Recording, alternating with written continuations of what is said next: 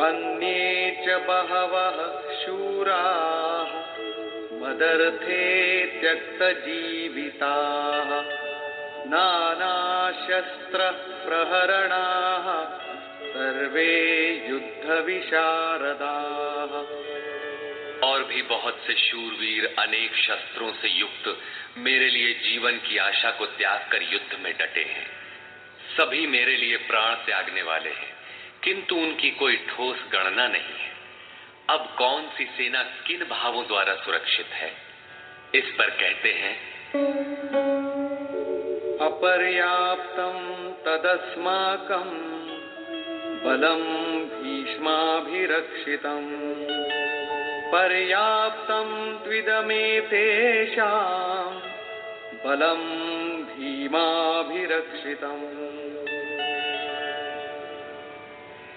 भीष्म द्वारा रक्षित हमारी सेना सब प्रकार से अजेय है और भीम द्वारा रक्षित इन लोगों की सेना जीतने में सुगम है।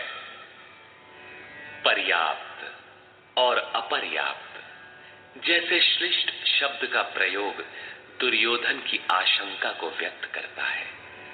अतः देखना है कि भीष्म कौन सी सत्ता है जिस पर कौरव निर्भर करते हैं, तथा भीम कौन सी सत्ता है जिस पर दैवी संपद संपूर्ण पांडव निर्भर है। दुर्योधन अपनी व्यवस्था देता है कि अयनेषु च सर्वेषु यथा भागमवस्थिताः भीष्ममेवाभिरक्षन्तु भवन्तः सर्व एव हि। इसलिए सब मोर्चों पर अपनी अपनी जगह स्थित रहते हुए आप लोग सब के सब भीष्म की ही सब ओर से रक्षा करें। यदि भीष्म है तो हम अजेय हैं, इसलिए आप पांडवों से न लड़कर केवल भीष्म की ही रक्षा करें। कैसा योद्धा है भीष्म, जो स्वयं अपनी रक्षा नहीं कर पा रहा है। कौरवों को उसकी रक्षा व्यवस्था करनी पड़ रही है। ये कोई बाह्य योद्धा नहीं, ब्रह्म ही भीष्म है। जब तक ब्रह्म जीवित है तब तक विजातीय प्रवृत्तियां कौरव अजेय है। अजेय का ये अर्थ नहीं कि जिसे जीता ही न जा सके, बल्कि अजेय का अर्थ दुर्जय है, जिसे कठिनाई से जीता जा सकता हो। महा अजय संसार रिपु जीत सकई सो वीर। यदि भ्रम समाप्त हो जाए तो अविद्या अस्तित्वहीन हो जाए।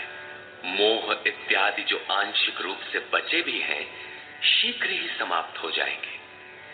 भीष्म की इच्छा मृत्यु थी, इच्छा ही भ्रम है। इच्छा का अंत और भ्रम का मिटना एक ही बात है।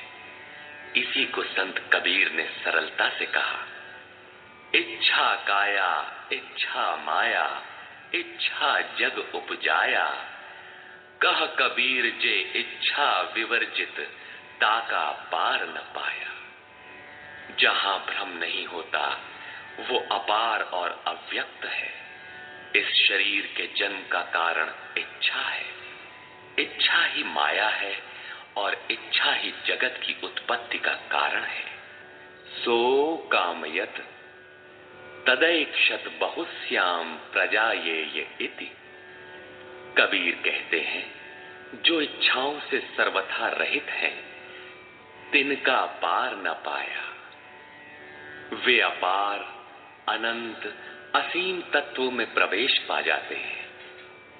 यो कामो निष्काम आप्त काम आत्म कामो न तस्य प्राणा उत्क्रामंति ब्रह्म वसन ब्रह्माप्येति।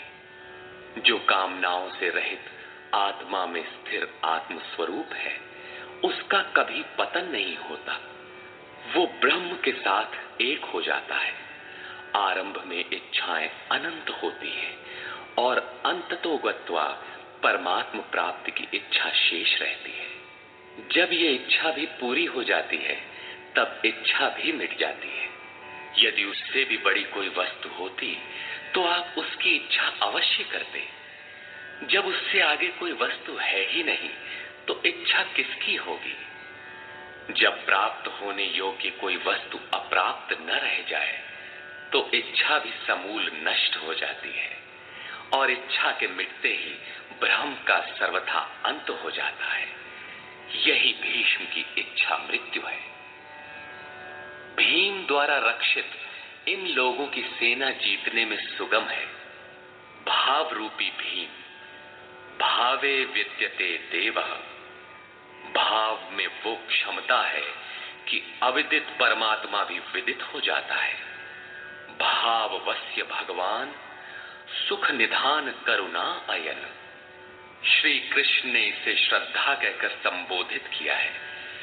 भाव में वो क्षमता है कि भगवान को भी वश में कर लेता है। भाव से ही संपूर्ण पुण्यमयी प्रवृत्ति का विकास है। ये पुण्य का संरक्षक है तो इतना बलवान कि परम देव परमात्मा को संभव बनाता है, किंतु साथ ही इतना कोमल भी है कि आज भाव है तो कल अभाव में बदलते देर नहीं लगती। इष्ट में लेश मात्र भी त्रुटि प्रतीत होने पर भाव डगमगा जाता है। पुण्यमयी प्रवृत्ति विचलित हो उठती है, इष्ट से संबंध टूट जाता है। इसलिए भीम द्वारा रक्षित इन लोगों की सेना जीतने में सुगम है। महर्षि पतंजलि का भी यही निर्णय है। स तु दीर्घ काल नैरंतर्य सत्कारा सेवितो दृढ़ भूमि। दीर्घ काल तक निरंतर श्रद्धा भक्ति पूर्वक किया हुआ साधन ही दृढ़ हो पाता है।